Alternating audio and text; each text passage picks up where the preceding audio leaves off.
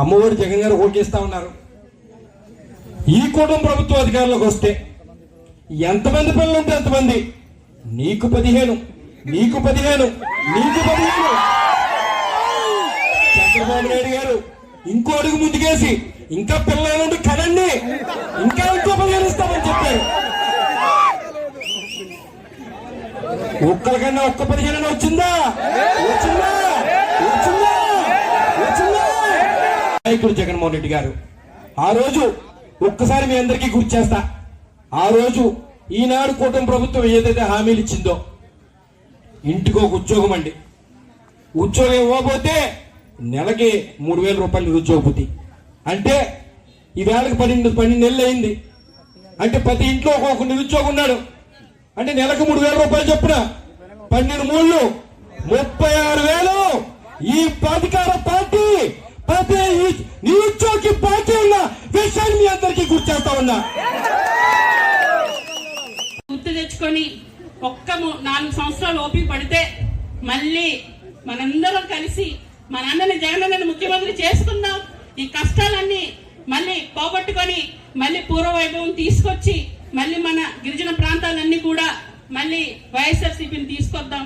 మరి కూటమి ప్రభుత్వం తరిమి కొడదామని తెలియజేసుకుంటూ మీ అందరి ఆశీర్వాదం ఉండాలని తెలియజేసుకుంటూ సెలవు తీసుకుంటాను. జై జగన్, జై జగన్. కూటమి ప్రభుత్వం ఏర్పడి ఈనాటికి సంవత్సరం కాలం గడుపుతా ఉంది. ఈ సందర్భంగా ఇక్కడున్న ప్రతి ఒక్కరికి కూడా ఒక విషయం గుర్తు చేయాలనుకుంటా ఉన్నా. మనం గతంలో మన ప్రభుత్వం అధికారంలో ఉన్నప్పుడు ఎన్నికలకు ముందు సిద్ధం సభలు జరిగిన పాటన అధికారం దొరికితే గ్లాస్ లో రక్తం వేసుకొని తాగేస్తారని చెప్పేసి ఆ రోజు చెప్పడం జరిగింది. చంద్రబాబు గ్లాస్ వేసుకొని రక్తం తాగుతారని. ఈ రోజు సంవత్సర కాలంలో ఏం జరిగిందా అంటే ప్రజల రక్తాన్ని గ్లాస్ లో వేసుకొని ఎలా తాగుతున్నాడు? చంద్రముఖిలా తాగుతున్నాడు, బొమ్మలుగా కాదు.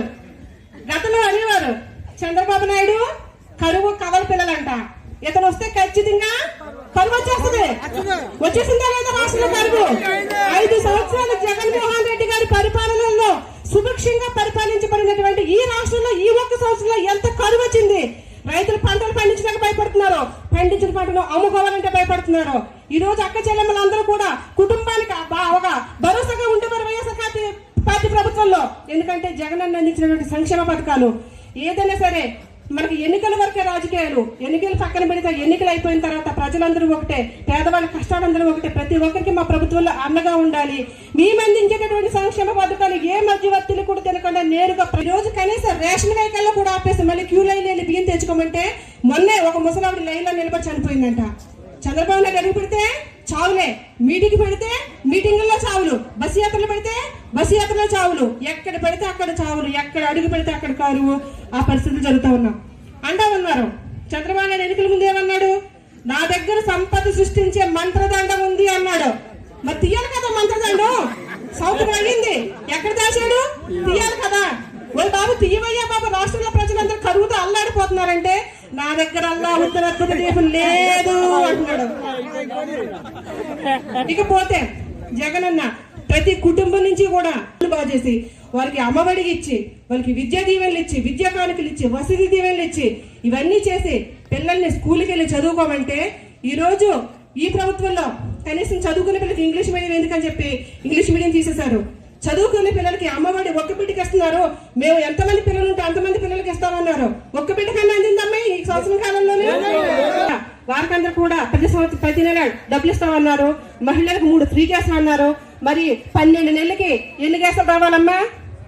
3 బండ్లు రావాలి. మరి తీసుకున్నారా? చూసుకుంటే గతం గురించి